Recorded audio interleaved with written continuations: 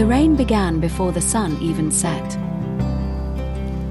It wasn't the wild kind that came with thunder or wind, just the steady rhythm that wrapped the whole town in grey, like a blanket you didn't ask for but ended up needing.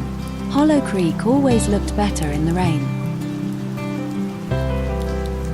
The reflections on the pavement made everything seem twice as alive and twice as lonely. By the time the first porch lights blinked on, the sidewalks were empty. Halloween decorations sagged under the damp weight of October.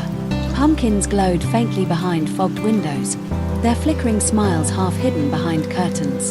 And there, under the awning of Marlowe's cafe, stood Evan. He wasn't supposed to be there. He wasn't supposed to be anywhere, really. He was driving home from a long week that had gone longer than it should have, and when the rain got too heavy to see, he pulled off the highway at the next exit. That's how he found Hollow Creek, the kind of small town you don't find unless you're lost enough to deserve it. Inside the cafe, it was warm, not just from the heaters, but from the sound of a place that still believed in comfort. Steam curled up from coffee cups. Pumpkin spice candles flickered in glass jars. And somewhere in the corner, an old record player hummed a low, gentle tune that didn't mind the rain. Evan shook off his coat, the bell above the door jingling softly.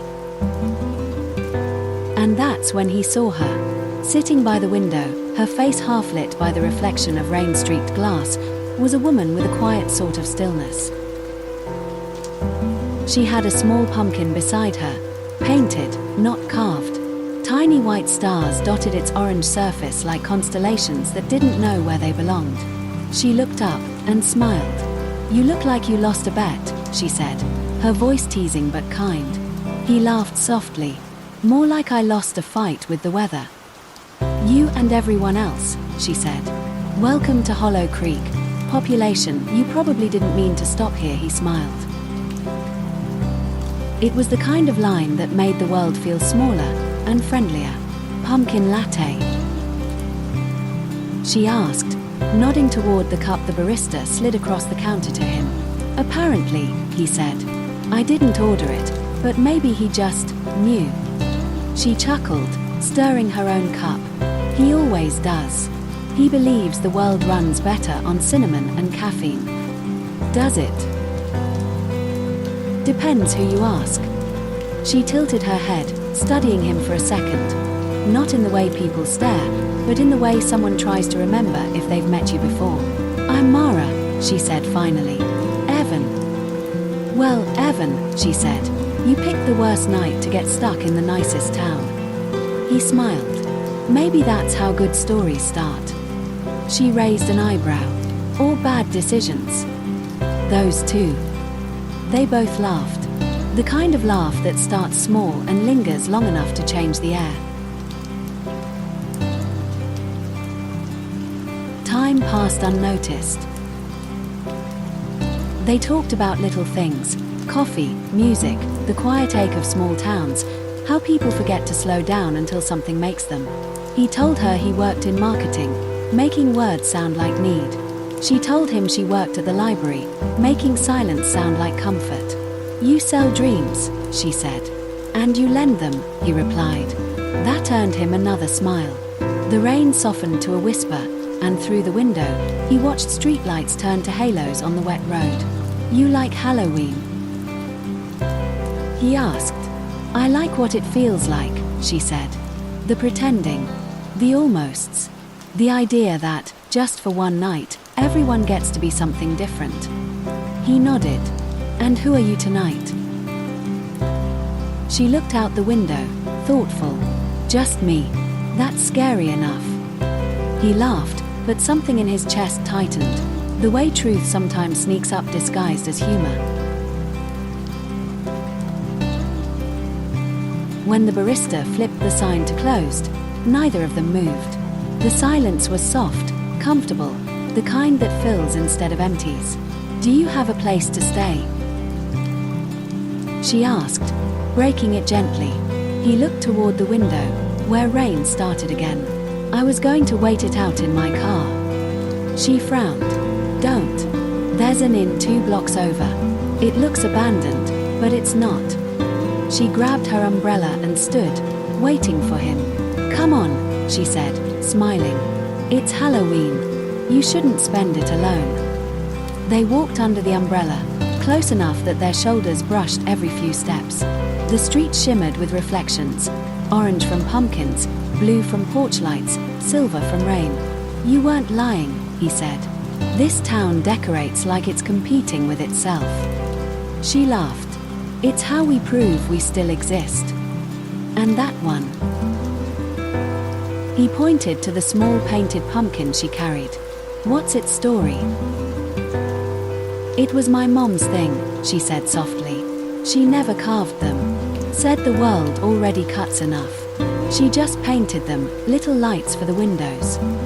He smiled. "That's beautiful." She shrugged. She believed light always finds its way home. You just have to give it a place to land. They walked the rest of the way in silence, but it wasn't empty. It was heavy with something unnamed, something kind. The inn was small, quiet, and smelled faintly of cedar and rain. When he checked in, she waited by the door, umbrella dripping quietly. "Keep it," she said when he tried to hand it back. "Tomorrow's forecast says more of the same." He smiled. "You sure you don't need it?" She shook her head. "I've got more at home. It's Hollow Creek. We collect umbrellas like other towns collect gossip." He grinned. "Then I'll return it in person." She paused, a moment long enough to turn the promise into something real. "Good night, Evan." "Good night, Mara." The next morning, the world felt new. The rain had stopped, leaving everything washed and golden. He stepped outside, coffee in hand, and across the street, sunlight caught the row of windows lined with pumpkins. And there it was, her window. The same painted pumpkin, white stars glinting in the morning light. Next to it, a note pressed against the glass. "Coffee?" He smiled. Not the polite kind. The kind that comes from somewhere behind your ribs. She opened the door before he even knocked. "I hoped you'd see it," she said, still holding a paintbrush. "I brought backup," he said, lifting 2 pumpkin lattes. She laughed, motioning him in. "You're brave. That's a lot of sugar for this early." "Worth it." Her apartment was small but warm, shelves of books, photos, and painted pumpkins everywhere. Some were bright orange, others soft cream, some covered in stars, some in words. "You paint all these?" he asked. She nodded. "One for each season, each year, each person who made it feel like it mattered." He looked at her for a long moment. "So which one am I?" She smiled. "The first of this year. Maybe the start of something." They spent the morning painting, badly, on his part, which made her laugh harder every time he tried. She told him how she'd grown up in the town, how her mom ran the library before she did. He told her about the noise of the city, how silence there was the one thing he could never buy. And somewhere between brush strokes and laughter, the space between them disappeared. When she looked up, his fingers were streaked with orange paint. Without thinking, she reached out and brushed a dot from his cheek. "Now you match," she said. He didn't move. "Guess that makes me part of the collection," he whispered. She smiled, and for a moment, the world stopped pretending it wasn't magic. That night, they walked again, under another small umbrella, down the same glowing street. Porch lights shimmered in puddles, and wind carried the faint smell of candles and sugar. "Do you think light really finds its way back?" she asked, voice barely above the rain. He looked at her, the way her eyes reflected the lanterns, the way her voice already felt like home. "I think it already did," he said. She smiled, and leaned closer, her hand brushing his. The rain didn't stop, but neither of them minded.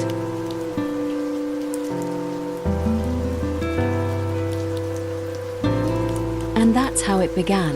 A story that started in rain and ended in warmth, with two strangers who met because the night decided they should. Because sometimes love doesn't knock. Sometimes it just stands in the rain, waiting to be seen. And when it is, it stays. Red Heart Hash, you've been listening to Love and Us. Stories of hearts, timing, and the kind of love that stays, even when the season changes. Rain Cloud Hash Carved Pumpkin.